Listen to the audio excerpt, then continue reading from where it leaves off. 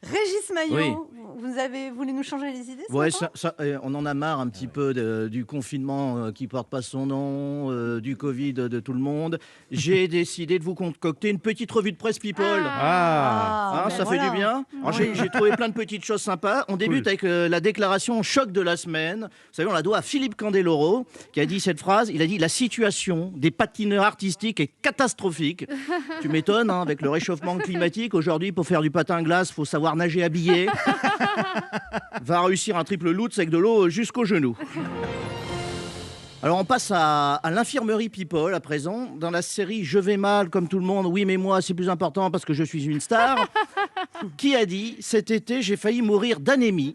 Alors ce n'est pas Pierre Ménez en essayant de se faire donner la béquille par une journaliste sportive, ni Loana devant une choucroute au Nutella, mais la rockeuse américaine Courtney Love. Courtney Love qui a déclaré depuis que j'ai arrêté l'alcool, la drogue, c'est terrible, je ne mange plus. Bah t'as qu'à recommencer si ça te peut t'ouvrir l'appétit, ma grande. Alors au chapitre. Vous êtes méchant. Moi je lis la presse, hein, j'adore ça, j'adore ça. SOS Docteur, Gala nous apprend une terrible nouvelle. Karine Lacombe est victime de cyberharcèlement. Alors question qu'on se pose tous, mais qui est Karine Lacombe? Alors, pour ceux qui n'ont pas le réflexe de regarder BFM TV, Karine Lacombe fait partie des médecins qui ont envahi les écrans TV. Elle est tout bib. Alors, je la cite, elle a dit: j'ai dû fermer mon compte Twitter à cause d'un cyberharcèlement ciblé qui était absolument insupportable. À mon avis, il s'agissait de ces patients qui essayaient désespérément de la joindre depuis 10 mois pour prendre un rendez-vous dans son cabinet. Ah, Carnet Rose à présent. Alors ça pond dans tous les sens cette semaine chez les People. On commence par les spécialistes du démoulage, les roicos britanniques. Vous vous souvenez de Pippa Middleton? Vous n'arrivez pas à le dire. Oui. Pippa, c'était le postérieur le plus célèbre du monde. Eh bien, Pippa est l'heureuse maman de Grace Elizabeth Jane. Alors, rassurez-vous, il n'y en a qu'une. Hein. Jane. Mais il n'y en a qu'une. Mais en fait, quand on aime, on compte pas. Hein. C'est juste un nom compliqué. Le tennisman Andy Murray, est papa pour la 3e fois. Bah, félicitations, encore un, ils pourront faire un double. Ah oui. Et ma maman préférée de la semaine, c'est Émilie Ratajkowski. Ah oui, elle est belle. Hein. Ouais. Vous les connaissez, Émilie Ratajkowski? Elle est Alors très belle. pour ceux qui sont aveugles, c'est une sorte de bombasse absolue. Ouais. Madame Nature lui est tout offert. Malheureusement, le cerveau n'a pas dû être déballé. Oh. Ah oui, alors je la cite. Émilie, elle a dit: nous n'avons pas donné de sexe à notre enfant car nous sommes progressistes. Ce sera un enfant dégenré, il choisira à sa majorité. Voilà. Alors si déjà les parents pouvaient atteindre l'âge de raison, ça serait pas mal. Hein, quand même. Ah, le feuilleton qui fait pleurer les teckels de Stéphane Bern. Meghan et Harry, alias les Misérables, les Cosette et Gavroche des favelas de Los Angeles.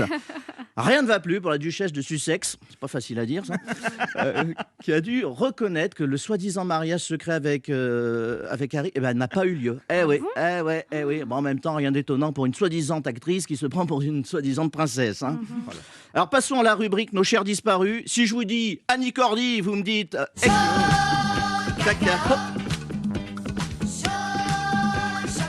Ah, je vous demande de vous arrêter. Eh oui, terminer chaud au cacao, c'est une chanson raciste. Eh oui, c'est une polémique qui fait rage en Belgique où des grands penseurs, hein, visiblement, veulent blacklister Annie Cordy. Ils ont que ça à faire. Ah, c'est vrai qu'il suffit d'écouter les paroles de chaud cacao. Hein, pousse tes ananas, moi je toucherai tes noix de coco. On sent toute la haine de l'étranger hein, et le goût du fruit mûr. On attend la suite. Hein, Tata Yo-Yo, c'est certainement de l'homophobie. Quant à la bonne du curé, on hésite entre catophobie et portugaisophobie. Hein. On va passer à la rubrique vie conjugale. Ah.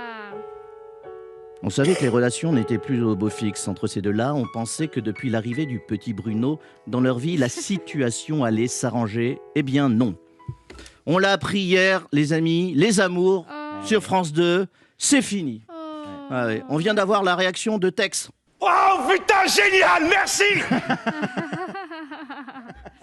Rupture du contrat après 20 ans de mariage, un coup dur pour tous les EHPAD de France. Alors les amours, hein, pour ceux qui ne sont ni chômeurs, ni retraités, ni étudiants drogués, les amours, c'est cette émission où des couples se tapent sur la tête avec un carton parce que Kevin, il a oublié la couleur préférée à Jessica. C'est exactement ça. Ça va nous manquer. Hein. Ouais. Tiens, immobilier, je voudrais rassurer Stéphane Plaza, le marché repart.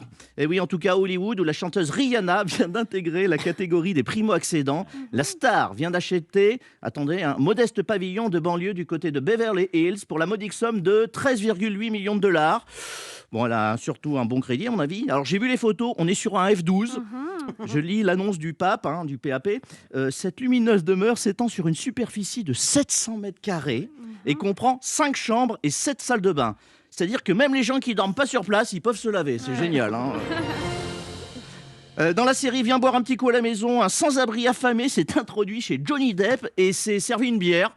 C'est pas bien. En même temps, c'est tout ce qu'il y avait de dispo dans le frigo, là.